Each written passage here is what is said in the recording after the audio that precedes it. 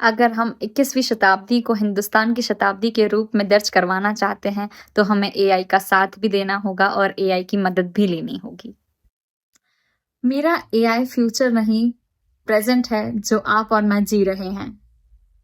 2025 के person of the year के लिए टाइम्स मैगजीन ने किसी इंसान को नहीं बल्कि एआई को चूज किया है। यह बताता है कि एआई की फोर्स ह्यूमन इंटेलिजेंसी के पोटेंशियल को इंक्रीज करने के लिए कितनी जरूरी है। आने वाला दौर और दशक एआई के नाम ही होगा।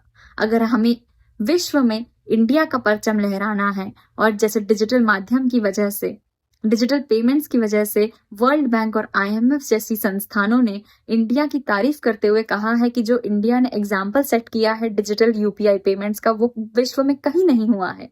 वैसे ही अगर हमें 21वीं शताब्दी को इंडिया के नाम करना है और हमें सुनहरे अक्षरों में हिंदुस्तान का परचम लहराना है, तो हमें एआई को अपनाना होगा और उसके साथ जुड़ना होगा, ना कि उससे डरना होगा। एआई हमारी जॉब्स नहीं ले जाएगा, बल्कि हमें मदद करेगा कि हम और आप मिलकर कैसे और स्मार्ट, इंटेलिजेंट और केपेबल बन सकें।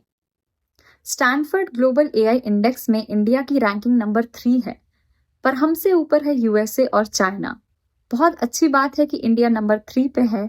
बहुत बड़े बड़े देश जो बहुत एडवांस्ड है वो नहीं है, परंतु चाइना और यूएसए आज एआई में 1/3 हिस्सा इकोनॉमी का खर्च कर रहे हैं, और बल्कि हमारे यहाँ सिर्फ बैंगलोर में ही 1/10 हिस्सा खर्च हो रहा है। इसलिए आवश्यकता है कि हम इंफ्रास्ट्रक्चर के डेवलपमेंट के लिए ज्यादा से ज्यादा इन्वेस्टमेंट, रिसर्च और इनोवेशन करें। आप और मैं कोडिंग और टेक्नोलॉजिकल चीजें तो नहीं जानते हैं, परंतु हम उन लोगों की हेल्प और सपोर्ट कर सकते हैं जो ये सब कर रहे हैं। ये मैं चाहती हूँ कि आप और मैं, हम सब जुड़ के एआई जानेगा इंडिया तो जीतेगा इंडिया का नारा से जोर से लगाएं। मैं माननीय प्रधानमंत्री श्री नरेंद्र मोदी जी और माई गव प्लेटफॉर्म का धन्यवाद करना चाहती हूँ, जो हमें हमारे विचार इतने इजीली व्यक्त करने का एक आसान प्लेटफॉर्म प्रदान करता है।